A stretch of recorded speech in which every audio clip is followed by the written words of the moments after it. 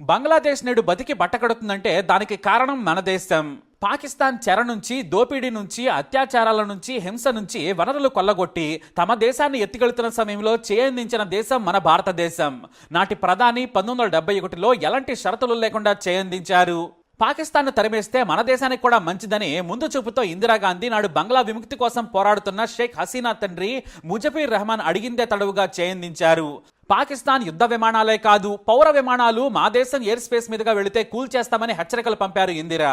అప్పటికే 30 లక్షల మందిని పాక్ రజాకారులు ఓచకొత్తకొచ్చారు.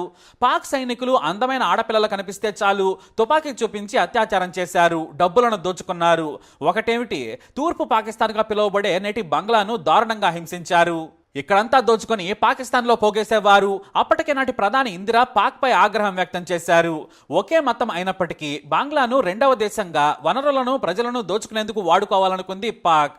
దేశ విభజన పేరుతో 2 దేశాలు ఏర్పాటు చేసుకున్న పాకిస్తాన్కు బుద్ధి చెప్పాలనుకున్నారు ఇందిరా. మరోవైపు మమ్మల్ని కాపాడమని ఇందిరా కాళ్ల వేళ్ల పడ్డారు బంగ్లాదేశ్ స్వాతంత్ర పోరాట యోధులు. చివరకు భారత్ కనకరించింది. వెంటనే 1 కోటి మందికి సరిపడా ఆహారం పంపించారు. సైన్యాన్ని పంపించి పాక్ సైనికులను వెంటాడేలా చేశారు.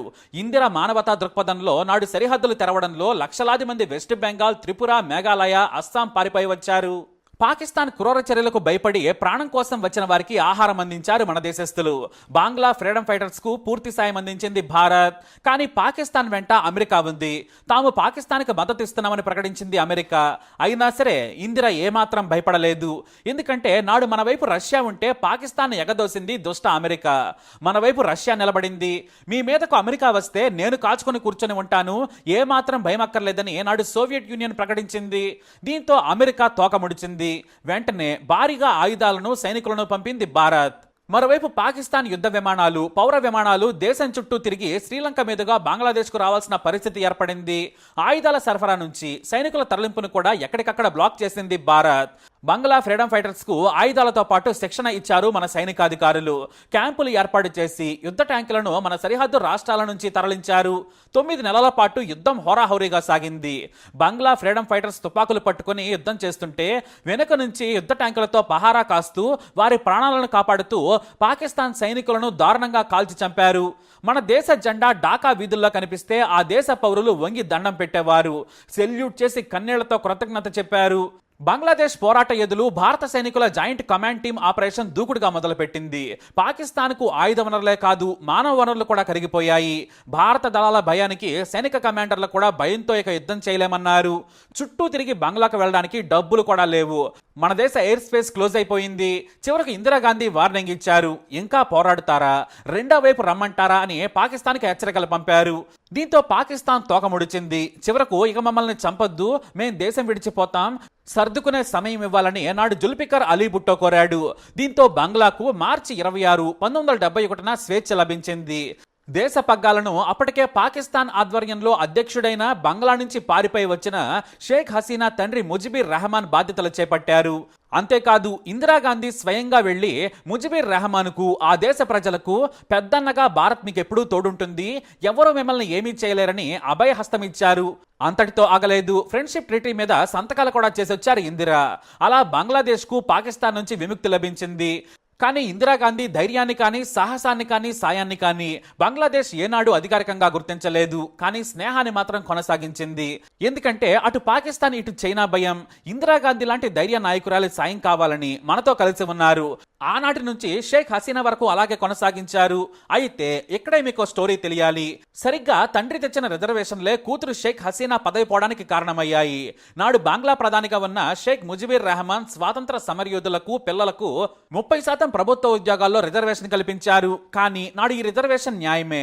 ఎందుకంటే దూకుడుగా పోరాడిన వారే పాకిస్తాన్ సైనికుల చేతుల్లో చిత్రహింసలకు గురయ్యారు, చనిపోయారు. వారి ఇళ్లలోకి చొరబడి మహిళలను చెరబట్టారు, ఇళ్లను తగలబెట్టేశారు. మరి దేశ స్వాతంత్రం కోసం ప్రాణాలను, కుటుంబాలను పణంగా పెట్టిన వారికి ఆ రిజర్వేషన్ల సమ్మతమేనని బంగ్లా మేధావులు కూడా సరేనన్నారు. కానీ కాలక్రమంలో రిజర్వేషన్లపై విద్యార్థులు పోరాటాలు చేయడం మొదలుపెట్టారు. దీంతో వాటిని 10%కి కుదించారు. ఆ తర్వాత 2018లో తీవ్ర వ్యతిరేకత రావడం రావడంతో షేక్ హసీనా 2018లో విరమించారు. కానీ కొంతమంది అవామీ లీగ్ పార్టీ నేతలు ఢాకా హైకోర్టుకు వెళ్లడంతో 30% రిజర్వేషన్ల సమ్మతమేనని మళ్లీ తీర్పునిచ్చింది. అంతే, దేశంలో యుద్ధం మాదిరిగా విద్యార్థులు రెచ్చిపోయారు. అయితే ఇక్కడే షేక్ హసీనా రాంగ్ హ్యాండ్లింగ్ చేశారు. ఎందుకంటే వరుసగా 15 ఏళ్లు ఆమెనే ప్రధాని. ఇంకా చెప్పాలంటే ఒకప్పుడు దేశం కష్టాల్లో ఉన్నప్పుడు షేక్ హసీనా విదేశాల నుంచి వచ్చి మరీ పేదల పక్షాన పోరాడారు. బురదలో తిరుగుతూ ప్రజలను కలుస్తూ నేనున్నానని ఆమె ధైర్యం చెప్పారు. బిఎన్పికి వ్యతిరేకంగా పోరాటం మొదలుపెట్టారు. బంగబంధుగా పిలువబడే స్వాతంత్రం తెచ్చిన నాయకుడు ముజిబుర్ రెహమాన్ కుమార్తెగా ఆమెకు ప్రజలు బ్రహ్మరథం పట్టారు. టీచర్లు, లాయర్లు, రైతులు, ఉద్యోగులు, మధ్యతరగతి ప్రజలు షేక్ హసీనా వెంట కదం తొక్కారు. దీంతో ఆమె ప్రధానయ్యారు. ఆ తర్వాత పదవి కోల్పోయినా కూడా ఖలీదా జియా తర్వాత మిలిటరీ పాలన సాగింది. కానీ 2008లో గెలిచిన షేక్ హసీనా ఇక అధికారాన్ని గుప్పెట పెట్టుకున్నారు. అభివృద్ధిని పరుగులు పెట్టించారు. ప్రపంచానికే గార్మెంట్ ప్రొడక్షన్ సెంటర్గా బంగ్లాదేశ్ గుర్తింపు తెచ్చుకుంది. విద్య నుంచి వైద్యం వరకు ఎన్నో పనులు చేశారు. రోడ్లు, బ్రిడ్జిలు నిర్మించారు. ఇక పద్మా నదిపై నిర్మించిన వంతెన ఏకంగా 21 జిల్లాల దశను మార్చేసింది. దేశం భారత్ ను మించి అభివృద్ధిలో పరుగులు పెట్టింది. జీడీపీలో కూడా మనల్ని దాటేసింది.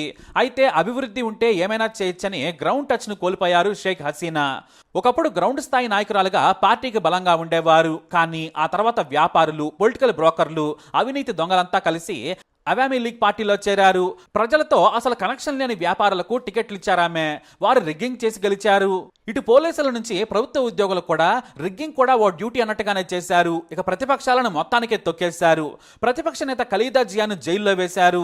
తనకు వ్యతిరేకంగా మాట్లాడిన నోబెల్ బహుమతి గ్రహీత, నేటి తాత్కాలిక ప్రధాని మహమ్మద్ యూనిస్ భారీగా అక్రమాలకు పాల్పడి పన్నులు కూడా ఎగ్గొట్టడంతో ఆయన కూడా జైల్లో పడేశారు. మానవ హక్కులు, రాజకీయ హక్కులు ఏవీ లేవు. దీంతో ప్రజలతో సంబంధాలు తెగిపోయాయి. అన్ని ప్యాలెస్ నుంచే నడిపేవారామె. ఇదే ఇక్కడ కొంప ముంచింది. దేశాన్ని అభివృద్ధి వైపు నడిపించినా కూడా రిజర్వేషన్ల కారణంగానే ఆమె పతనం మొదలైంది. దాన్ని పాకిస్తాన్, చైనాలు కబ్జా చేశాయి. అదే షేక్ హసీనా పతనానికి కారణమయ్యాయి. దీంతో ఆమె భారత్ సాయంతో పారిపోయి ఢిల్లీలో రహస్యంగా గడుపుతున్నారు. అయితే ఒకప్పుడు ఉర్దూను బలవంతంగా పాకిస్తాన్ అధ్యక్ష పదవి లేకున్నా కూడా పవర్ ఉండడంతో విద్యార్థుల మీద బలవంతంగా రుద్దారు. ఇక అప్పట్లో ఎన్నికల్లో గెలిచిన అవామీ లీగ్ నేత ముజిబుర్ రెహమాన్ కు పవర్ ఇవ్వలేదు. దీంతో భాష పేరుతో మా మీద పెత్తనం చేయొద్దని ఢాకా యూనివర్సిటీ విద్యార్థులు ఆందోళనకు దిగారు. దీంతో కర్కశంగా 6గురిని చంపారు పాక్ అధికారులు. అక్కడి నుంచే మరో స్వాతంత్ర సంగ్రామం మొదలైంది. దాన్ని ముజిబుర్ రెహమాన్ అందిపుచ్చుకొని యువకుల సాయంతో పోరాటాన్ని ముందుకు తీసుకెళ్లారు. ఆయన జాతిపెదగా చరిత్రలో నిలిచిపోయారు. అయితే ఆయన్ను దారుణంగా చంపేశారు. కుటుంబం మొత్తాన్ని దుండగులు ఓచకొత్తకొచ్చారు. సరిగ్గా ఆ సమయానికి షేక్ హసీనా, ఆమె సోదరి రెహానా లండన్లో ఉన్నారు. ఆ తర్వాత 6 ఏళ్ల పాటు భారత్లో తలదాచుకున్నారు. ఆ తర్వాత మళ్లీ లండన్ వెళ్లి దేశం కోసం హసీనా మళ్లీ బంగ్లాదేశ్ వచ్చారు. తన దేశం మీద ఆమెకి విపరీతమైన ప్రేమ. కానీ అధికారం కోసం ప్రజాస్వామ్యాన్ని ఓచకోత కోసారామె. పైగా ప్యాలెస్లో కూర్చొని నిర్ణయాలు తీసుకుంటూ ఉండేవారు. ప్రజలకు మంచి చేశారు. కానీ విధానపరమైన నిర్ణయాలు తీసుకోవాలన్నా కూడా ఎక్కువ సార్లు జ్యోతిష్యుల మాటలను వింటారనే పేరుంది. వాస్తు నుంచి జ్యోతిష్యం వరకు షేక్ హసీనా బలంగా నమ్మేవారు. ఇక ప్రభుత్వం తరపున ఏదైనా పెద్ద కార్యక్రమం జరిగితే జ్యోతిష్యుల సలహా తీసుకున్నాకే వారి మాట మీదుగానే అమలు చేసేవారు. దీనిపై కూడా తీవ్ర విమర్శలు వచ్చినా కూడా ఆమె పట్టించుకోలేదు. చివరకు ఐరన్ లేడీగా ఐరన్ రాడ్ చేతులు పట్టుకుని 15 ఏళ్లుగా పాలన చేశారు. చివరకు బంగ్లా విముక్తికి ప్రాథమిక కేంద్రమైన ఢాకా యూనివర్సిటీ కారణంగానే ఆమె కూడా దేశం నుంచి పారిపోయారు. ఆమె తండ్రి రిజర్వేషన్లే పరోక్షంగా ఆమె మెడకు చుట్టుకున్నాయి. కానీ ఆమెకు భారత్ చేసిన మేలు తెలుసు. అందుకే మనతో బాగానే ఉన్నారు. కానీ ఇప్పుడు అక్కడి ప్రజలు ఉన్మాదుల్లా మారారు. భారత్ పెట్టిన భిక్షతో బతుకుతూ మనల్నే తోలనాడుతున్నారు. ఇక ప్రతిపక్ష నేత ఖలీదా జియా తమ దేశ ఆడబిడ్డలను అత్యాచారం చేసి చంపిన పాకిస్తాన్ కు వంత పాడుతోంది. చైనా సాంగ్ కూడా పాడుతుందామె. ఇక తాత్కాలిక ప్రధానిగా ఉన్న నోబెల్ బహుమతి గ్రహీత మహమ్మద్ యూనిస్ కూడా నీచుడే. భారత్ అంటే పడదు. షేక్ హసీనా కేవలం భారత్ వల్లే అధికారంలో ఉంది. భారత్ ఆమెకు సహకరిస్తుందని పగబట్టారు. తీవ్రంగా విమర్శలు కూడా చేస్తున్నాడు ఆయన. కానీ మన దేశం చేసే సాయం గురించి మాట్లాడరు. నేటికి బంగ్లాదేశ్ భారత సాయాన్ని అధికారికంగా గుర్తించలేదు. చివరికి ముజిబుర్ రెహమాన్ కూడా. అందుకే నేటి యువత కూడా విశ్వాసం లేని ఉన్మాదుల్లా మనల్ని తోలనాడుతున్నారు. దేశం అభివృద్ధి పదంలో ఉండగా నాశనం చేసుకున్నారు. మరో 10 ఏళ్లలో పాకిస్తాన్ మాదిరిగా అడుక్కోవడం ఖాయం. ఎందుకంటే మతం నమ్మిన పాక్ నాశనమైపోయింది. అభివృద్ధి చెందుతున్న బంగ్లాను చూసి ఈర్షతో నాశనం చేశారు.